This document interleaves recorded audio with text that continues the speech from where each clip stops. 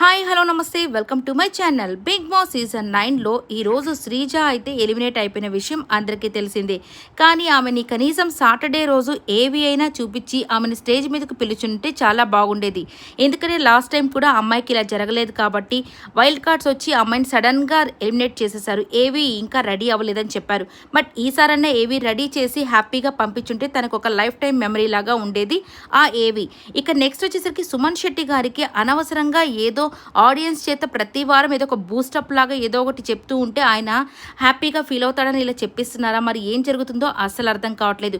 నామినేషన్స్లో మాత్రమే ఆయన మాట్లాడేది, ఇంకెప్పుడు ఏమీ మాట్లాడకుండా కామ్గా ఉంటాడు. మరి ఈయనకే ఇంత బూస్టప్ ఇస్తే మరి ఇమ్మాన్యుయల్ ప్రతిరోజు కామెడీ చేస్తుంటాడు. మరి ఇంకా ఆ అబ్బాయిని ఏమనాలండి? ఒక్కసారైనా ఆడియన్స్ తన అంటే ఇష్టమని ఎన్నోసార్లు చెప్తూనే ఉంటారు, కానీ ఒక్కసారి కూడా ఆడియన్స్ చేత తనని మాట్లాడించరు. సో తనకు అలాంటి వాళ్ళకి మాట్లాడిస్తే నిజంగా తను ఎంత హ్యాపీగా ఫీల్ అవుతాడో కదా. అన్ని విషయాల్లో నిజంగా ఇమ్మాన్యుయల్ చాలా బాగుంటాడు, చాలా మెచ్యూర్డ్గా ఆలోచిస్తాడు. చిన్న చిన్న తప్పులు చేయడం ఎవరికైనా సహజమే కదా, మనుషులే కాబట్టి తప్పకుండా తప్పులు చేస్తారు. కానీ కంటెంట్ ఇచ్చే వాళ్ళని కనీసం ఎంకరేజ్ చేస్తే బాగుంటుంది. ఇక నెక్స్ట్ వచ్చేసరికి తనూజ ఏ తప్పు చేయనట్టు రేపు మాట్లాడతామని చెప్పారు. ఏం మాట్లాడతారండి రేపు?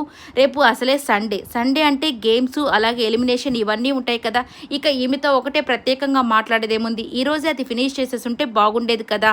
ఇక ప్రతిసారి ఈ అమ్మాయి చేసిన తప్పులన్నింటినీ కవర్ చేసేదానికి వేరే వీడియోస్ చూపించి మీరే తప్పు అన్నట్టుగా ప్రూవ్ చేస్తూ వస్తున్నారు. మరి ఈ ఫేవరెటిజం ఏంటో అస్సలు అర్థం కావట్లేదు. ఎప్పుడు ఎవరి మీద ఫైర్ అవుతారో అర్థం కాదు.